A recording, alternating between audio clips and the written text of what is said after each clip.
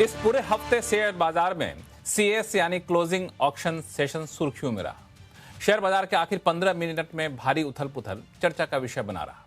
लेकिन एक निवेशक के तौर पर आपको इससे कोई लेना देना है क्या?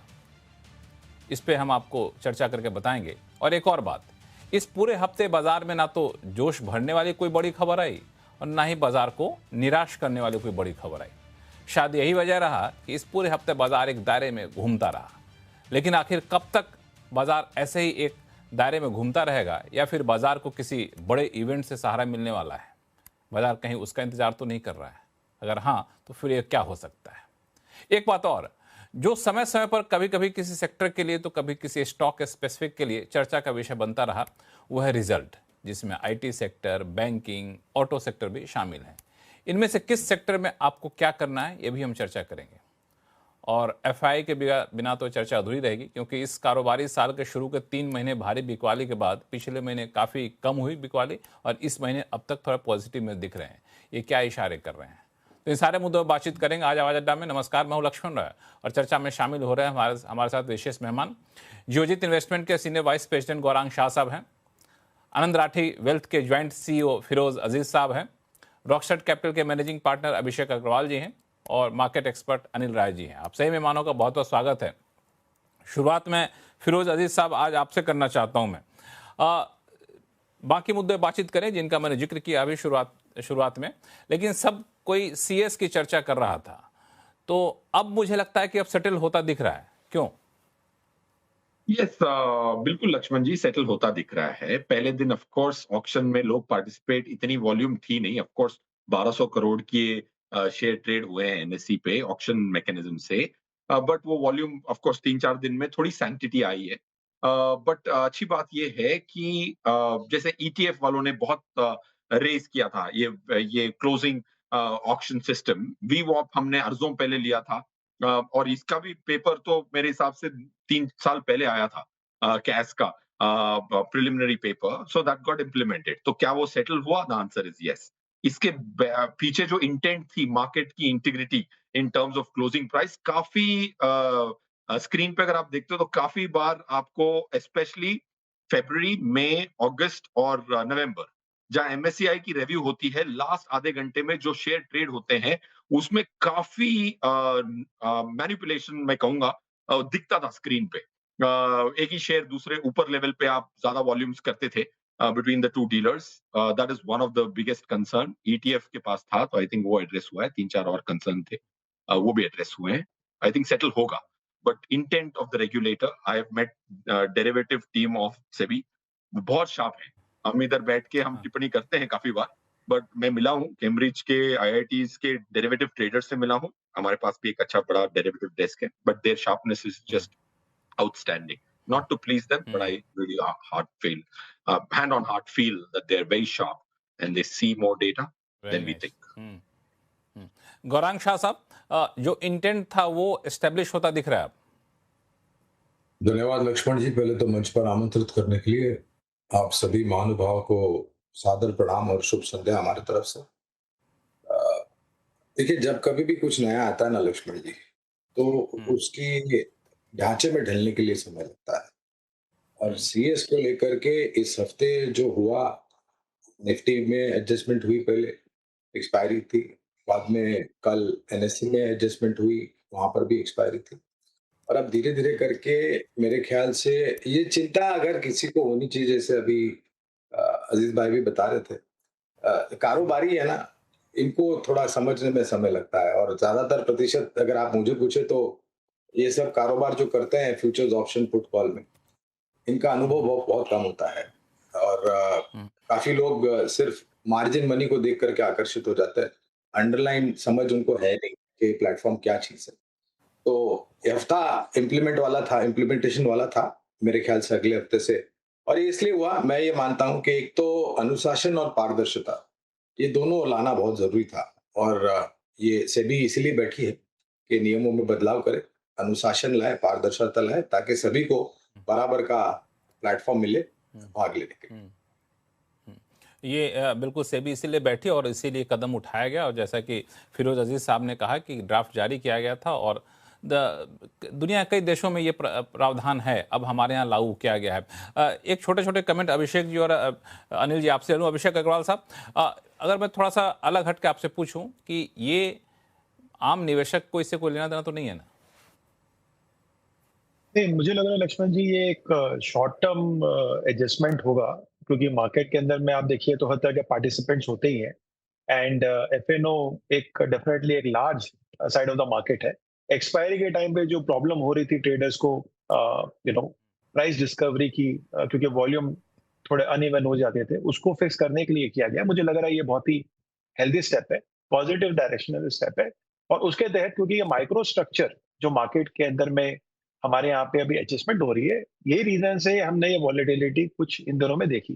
पर जैसे कि सारे पैनलिस्ट का व्यू है, और बिल्कुल वैसे ही नॉर्मली हर बार ही ऐसा ही होता है कि एक और हफ्ता आप देंगे और ये चीजें थोड़ी सेटल्ड हो जाएंगी, और फिर वापस हम जो मैक्रो लेवल पे जो चीजें समझ के इन्वेस्ट करते हैं वैसे हैं। तो मुझे लग रहा है कि एज अ इन्वेस्टर्स जो रिटेल इन्वेस्टर्स हो गए या अदरवाइज लॉन्ग टर्म इन्वेस्टर्स है, उन्हें ज्यादा चिंता करने की बात नहीं है। शॉर्ट टर्म वॉलेटिलिटी एक पर्टिकुलर रीजन से हो रही है तो कंसर्निंग नहीं है, क्योंकि मार्केट के लॉन्ग टर्म बेहतरमेंट के लिए ये किया जा रहा है।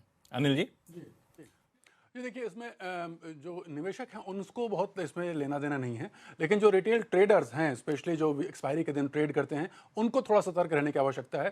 क्योंकि ये जो सिस्टम है, ये CAS वाला, ये ऑलरेडी देखिए न्यूयॉर्क में और लंदन में बहुत सालों से है, हमारे यहाँ अब इंट्रोड्यूस किया गया है। उसका जो कारण है उसका है कि बेटर प्राइस डिस्कवरी, जो डिमांड और सप्लाई की जो मैचिंग है वो एकदम सही तरीके से की जाए, इसके बजाय कि हम केवल एक वेटेड एवरेज प्राइस के ऊपर उसको क्लोज करें। तो ये इंटेंट बहुत बढ़िया है, लेकिन अभी जो लक्ष्मण जी हम देख रहे हैं ये ट्रांजिशन फेज है। और जो हमने भी देखा कि लास्ट के 5 क्या लगभग 1 मिनट के अंदर 200 पॉइंट की कैंडल पहले दिन बनी थी, फिर उसके बाद 150 पॉइंट, और अभी जो थर्ड डे देखा तो उसमें ना के बराबर अब वेरिएशन था। तो ये सारी चीजें जो हैं अभी फिलहाल सजेस्ट ये करती हैं कि जो रिटेल ट्रेडर्स हैं, स्पेशली जो ऑप्शन में बाय या सेल करने वाले, तो सेलर्स को तो बहुत ही कॉशियस रहने की ज़रूरत है, क्योंकि ये बहुत ज़्यादा इसमें उनके लिए नुकसानदायक हो सकता है।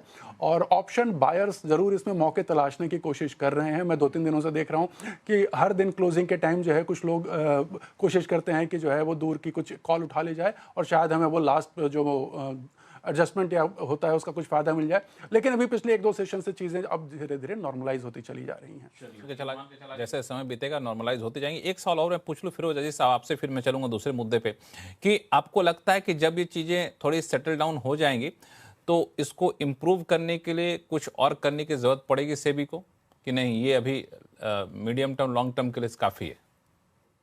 मेरे हिसाब से इम्प्रूव करने की जरूरत पड़ सकती है। बट ये जो सिस्टम, सॉरी लक्ष्मण जी, इम्प्रूवमेंट करने की जरूरत पड़ जरूर सकती है।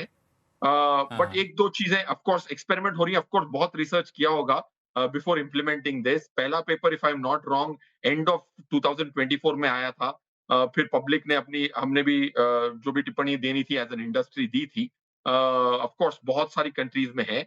अब देखिए क्या होता था कि जब अगर डेरिवेटिव मार्केट और कैश मार्केट सेम टाइम पे क्लोज होता है, और VWAP का जो मेथड है, वेटेड एवरेज प्राइस जो होता है ना, volume weighted average price, VWAP का जो मेथड है, उसमें काफी बार आपके लोग एल्गोरिथम्स या FIIs या कोई भी बड़ा institution with deep pockets cash market में इंटेंशनली पैसे का नुकसान करता था, इंटेंशनली। फिर मैं न्यूज़पेपर में अगले दिन पढ़ता था कि लोग कहते हैं कि फैट फिंगर हो गई, डीलर की मिस्टेक से नुकसान हुआ। वो डीलर की मिस्टेक से नुकसान नहीं हुआ, उन्होंने सुबह से लेकर दोपहर तक इतने ऑप्शन पोजीशंस बिल्ड किए थे 2-3 रुपए के, तो आके इधर नुकसान करने पे वहां 5 गुना ज्यादा फायदा। ऐसे ही तो 1-2 companies, of course I will not name them, वो हजारों 10 हजार करोड़ कैसे बने थे। कैश मार्केट में लॉस था 1 बिलियन का, 5-6 बिलियन का डेरिवेटिव मार्केट में गेन था। अगर आप इंटेंशनली कैश मार्केट में समझो 40 करोड़ का नुकसान कर रहे हैं और आपने पोजीशन सुबह 1-2 रुपए की ऑप्शंस की एक्सपायरी पे बिल्ड की है, उन ऑप्शंस को 30 रुपए पे एक्सपायर करना, अगर if you are ready to lose 40-50 crore, is not so difficult in VWAP। तो क्यों मैं ये कह रहा हूं, आपका प्रश्न है कि क्या इसमें और बदलाव की जरूरत पड़ेगी, क्योंकि एल्गोरिदम्स और मार्केट पार्टिसिपेंट्स भी नए सिस्टम को भी सीख के उसमें पैसे कैसे बनाते हैं, उस पे वो निकाल आपको लेंगे। 6-8 महीने में डेटा मिलेगा। So regulator will again try to curb something, is my judgment. तो ये जब तरीके ढूंढेंगे तो फिर रेगुलेटर देखेगा कि उनको कैसे वो चेक लगाया जाए, ये एक रहेगा। तो समय समय पर हम लोग इस पर चर्चा करते रहेंगे, जो काफ़ी दिलचस्प चीज़ है, नई चीज़ है, तो हर किसी के अंदर की जिज्ञासा होती है।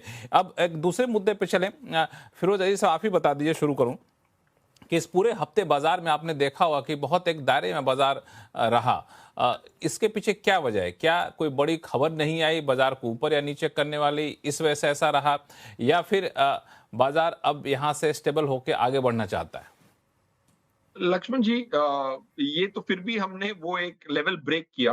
आप देखिए अप्रैल, मई, जून और जुलाई, ये तीन चारों एक्सपायरी पहली बार ऐसे, मतलब मुझे याद नहीं है, ऑफ कोर्स ऐसा हो सकता है 15-20 साल में, 4 एक्सपायरी एग्जैक्टली सेम लेवल पे बंद हुई है, 24,000 प्लस और minus 100 points. This is one of the most static market. और इसमें क्या हो रहा था कि आप देख रहे हैं इंडेक्स फ्यूचर्स में एफआईआई 90% शॉर्ट है, और अगर मार्केट फ्लैट रहती है तो शॉर्ट करने वाले को रोल ओवर कॉस्ट उसको मिलता है, और हर महीने वो 200-150 रुपए निफ्टी के कमा रहा था। तो अब शॉर्ट पोजीशंस को पिनलाइजिंग थी नहीं, क्योंकि अगर 4 एक्सपायरी में 600 रुपए तो आपने यूं ही शॉर्ट करके फॉरवर्ड प्रीमियम कमा लिया था। तो ये पहली एक्सपायरी होगी होपफुली अगस्त की, जहां आप 24,000 से 3-4% इधर उधर हो सकते हैं। Last 110 days have been static, but आप देख रहे हैं कि अगस्त में स्टैटिक रहना मुश्किल होगा, क्योंकि अगस्त में, मिड अगस्त में एमएससीआई की रिव्यू है। रिव्यू क्या है? एमएससीआई इमर्जिंग मार्केट का जो इंडेक्स है, जिसमें 1.8 ट्रिलियन मार्केट मतलब फॉलो करता है, उसकी रिव्यू है। उसमें रीजिग होगा। कोरिया, ताइवान और चाइना से वेटेज थोड़ा कम होकर इंडिया को बेनिफिट मिल सकता है। इसीलिए जुलाई फर्स्ट को ही मैंने कह दिया था, July will have large probability FII purchase होगा। सो मैं ये कहना चाहता हूं कि मार्केट की रेंज शायद अगस्त एक्सपायरी में ब्रेक कर जाए फ्रॉम 24,000, जहां पिवट हो चुकी थी 4 महीने से। सो markets will not remain range bound for August. That's my अनुमान। तो अगस्त का महीना काफी इंपॉर्टेंट रहने वाला है। गौरांग शाह साहब। तो देखिए लक्ष्मण जी, पहले तो एफआईएस की जो आप बात कर रहे थे ना, कितना बेचेंगे? उनके पास जितना है उतना बेचेंगे, और जितनी सीमा है उतना तक बेच सकते हैं। जो सही नहीं कह रहे, लग कितना रहा है, बेचेंगे वो?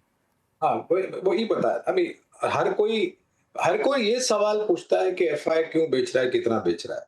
मैंने बहुत कम लोगों को सुना है लक्ष्मण जी के स्थानीय संस्थागत निवेशक कितना खरीद रहे हैं और क्यों खरीद रहे हैं। आप एक नजरिए से देखें, वो आपके ऊपर निर्भर करता है कि आप प्याला आधा देखते हैं या प्याला आधा भरा हुआ देखते हैं। और वास्तविकता ये भी है लक्ष्मण जी कि एफआई की तरफ से जो बिकवाली शुरू हुई, मेरे ख्याल से अक्टूबर 2024 से शुरू हुई बिकवाली, दिसंबर तक चली 2024। पिछले साल भी निरंतर बिकवाली करी।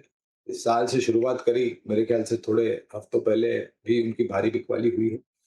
और मैं ये पूछता हूं कि क्या इस बिकवाली के पश्चात हम निफ्टी या सेंसेक्स जो सूचकांक की हम बात करते हैं, क्या हम 52 हफ्ते के निचले स्तर पर है या 52 हफ्ते के ऊपर के स्तर के करीब है? तो आपको फिर स्पष्ट रूप से दिखाई देगा।